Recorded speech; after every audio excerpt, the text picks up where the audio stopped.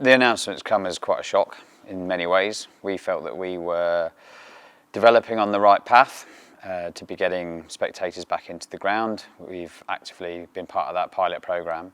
As everybody knows, we successfully delivered a spectator pilot event on the Bath game on the 5th of September, and we were actively seeking to get further events where we were going to get crowds back in.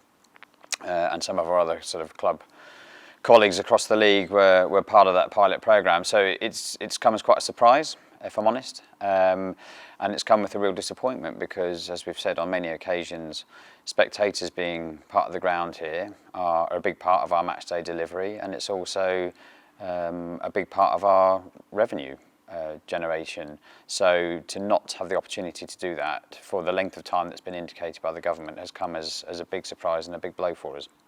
It's big. We're not like Premier League football.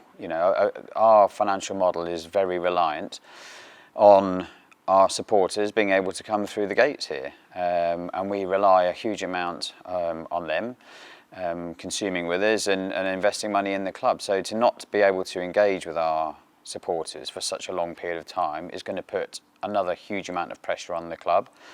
Having said that, we remain strong and solid with committed owners that want to stand and want to continue to stand supportive behind the club. We've got sponsors that have been absolutely excellent with us through the initial part of this process, and we've got no doubt that they will continue on the journey with us and be supportive with us, and we need them to be, and just as much we need the fans and the supporters to continue to want to be a part of the journey going forward. But it's going to provide a huge amount of challenge for us, and if we don't seek government help and intervention, we're going to have to be taking further hard decisions as far as the club's concerned. So the fixtures are going to be announced, as you say, and it's exciting in many ways because we're almost at the end of completing the resumption, and we can now look forward to 2020, 2021. But there is going to be restrictions on that. That's clear to see from the announcements that's come out earlier this week. As we did in the first process, we will take our time to evaluate what we think is in the best interest of the fans. We will communicate with our supporters the process of how we're going to support them through the coming months.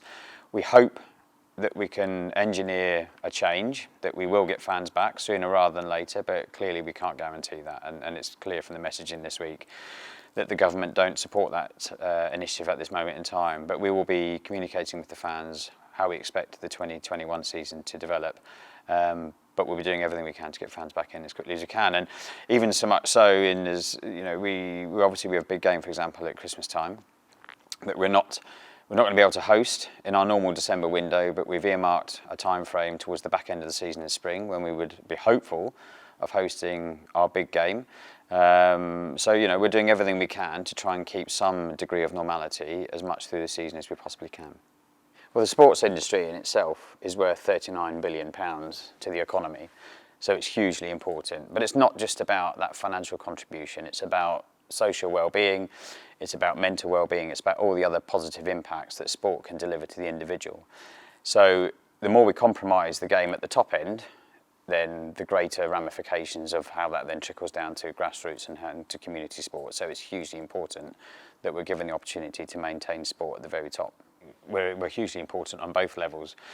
Economically, we employ a lot of people within this region, not just in terms of our fixed employee base, but on a casual basis across match days. Twickenham is one of the sort of global beacons for international sport, and we are incredibly proud to be part of that.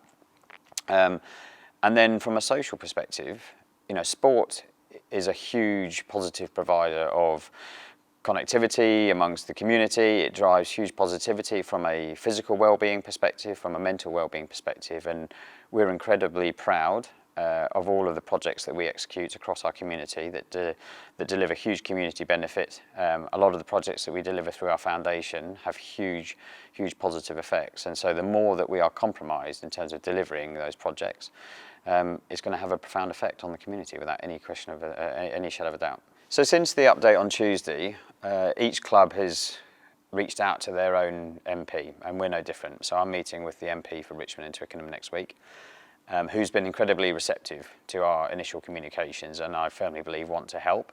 The fact of the matter is that we can't carry on like this with the lifeblood of our income streams being turned off and starved, or the majority of our income streams being turned off.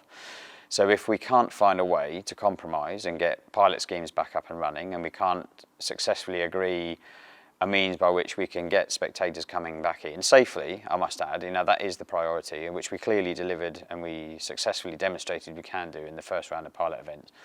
But if we can't find that compromise, then we can't exist on our own. We have to have additional support that will come from central government, because, as I say, as an elite industry that provides so much economic and social benefit into the wider community, we have to then be, we can't just be left on our own, stand on our own 2 feet. It physically won't happen, whilst, in my opinion, whilst situations outside of our control are having such a profound impact on our ability to exist.